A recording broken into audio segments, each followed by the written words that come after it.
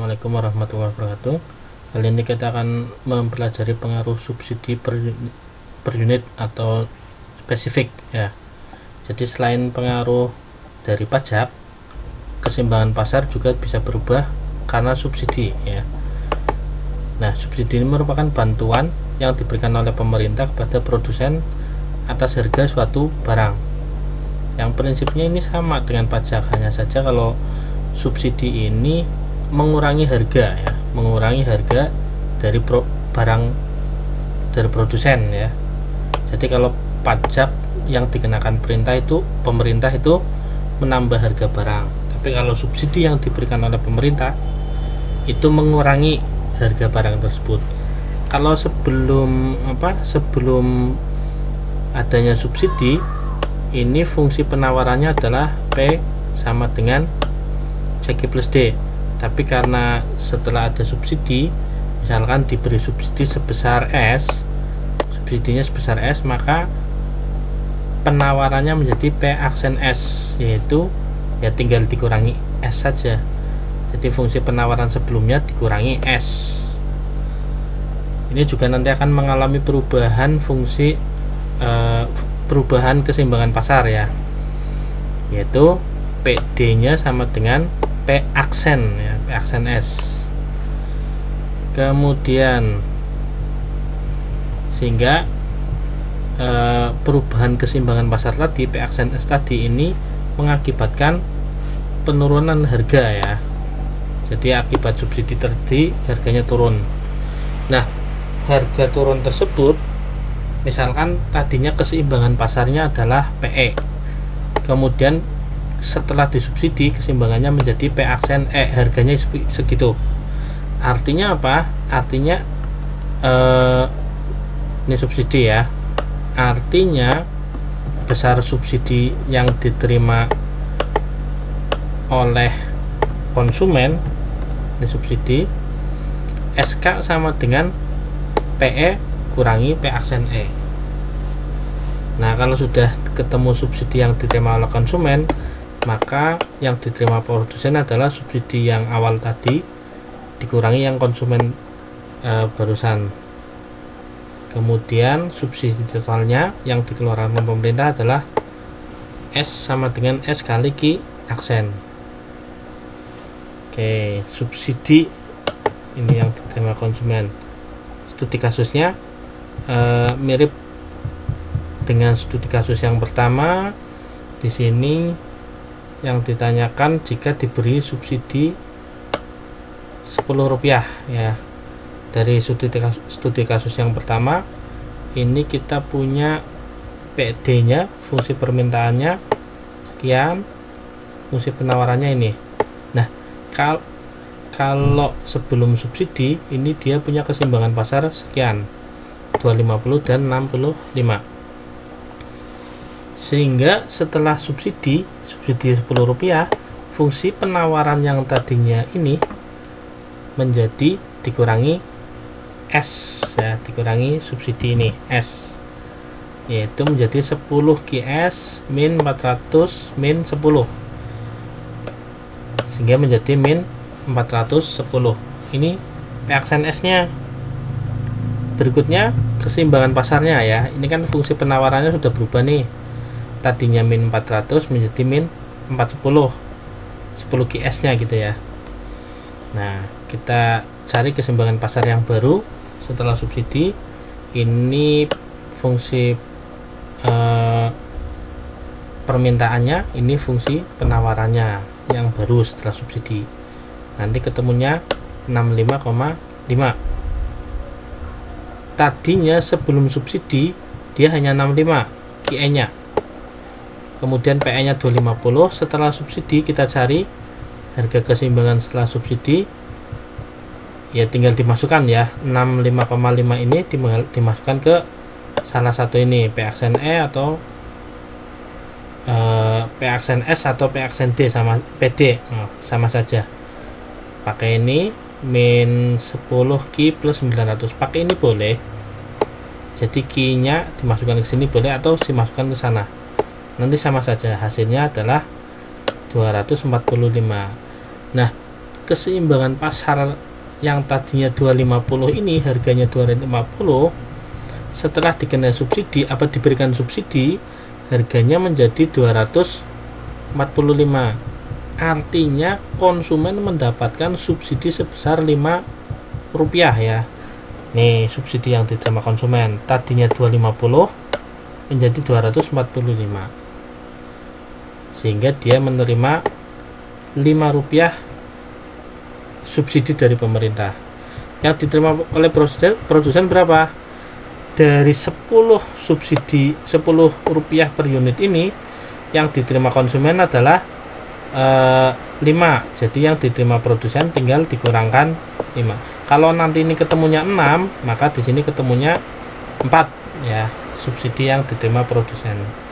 Nah, totalnya tinggal dikalikan saja. Tadi 65,5 Ki aksen E, Ki setelah subsidi ya. Kalikan subsidinya. Ini S besar harusnya ya. S besar sama dengan sekian, 655 rupiah. Ini grafiknya. Nah, grafik keseimbangannya. Ini yang hitam ini sebelum subsidi. Nah, setelah subsidi ini harganya turun. Jadi dia sejajar tapi di bawah. Kalau ketika pajak, maka grafiknya di atas ya.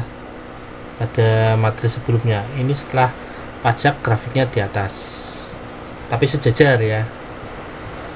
Oke, ini untuk subsidi per unit. Untuk subsidi per unit. Kalau untuk subsidi persentase ini mirip dengan pajak ya.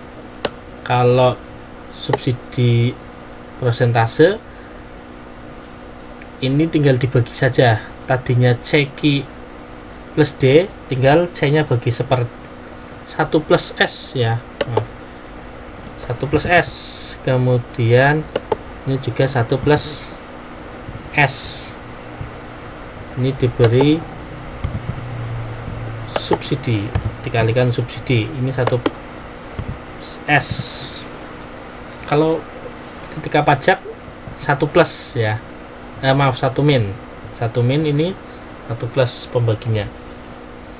Oke, nanti tinggal koefisiennya, C-nya dibagi 1 plus S, D-nya juga dibagi 1 plus S. Sama fungsi keseimbangan pasarnya ketika PD sama dengan P aksen S. Nah, khusus untuk yang persentase seperti halnya pajak, kita cari dulu NS-nya, yaitu subsidi dalam rupiahnya. Sekian persen itu berapa rupiah gitu ya. Tinggal S persen tadi kalikan P aksen ya. Nanti setelah ketemu rupiahnya, berapa rupiahnya bisa dihitung yang berikutnya. Sama juga ketika subsidi per unit, untuk subsidi persentase tinggal dicari selisihnya, PE min P aksen E. Kemudian yang diterima konsumen juga, kalau sudah ketemu subsidi yang diterima produsen, maksudnya yang diterima produsen, kalau sudah ketemu yang diterima konsumen tinggal dikurangkan saja. Ini juga yang subsidi total yang diterima pemerintah. Masih dengan soal yang sama, hanya saja subsidinya 10%. Nah, 10% ya. Oke, sama kasusnya.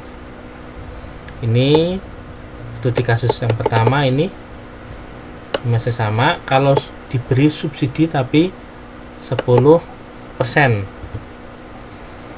Ini S ya. Ini S. Oke. Plus subsidinya. Karena 10% itu berarti 0,1, maka 1 plus S-nya menjadi 1,1 ya. Ulangi, 10% itu kan sama dengan 0,1. Nah, 1 plus S-nya, 1 plus 10% itu berarti 1 plus 0,1, jadi 1,1.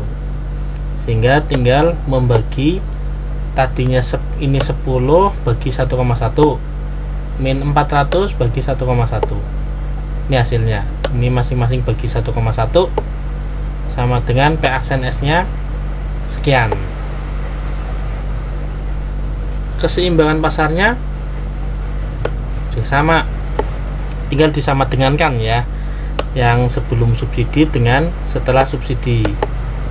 Ketemunya yang tadinya 65 ini menjadi 66, sekian 19, sama ya jaraknya ya.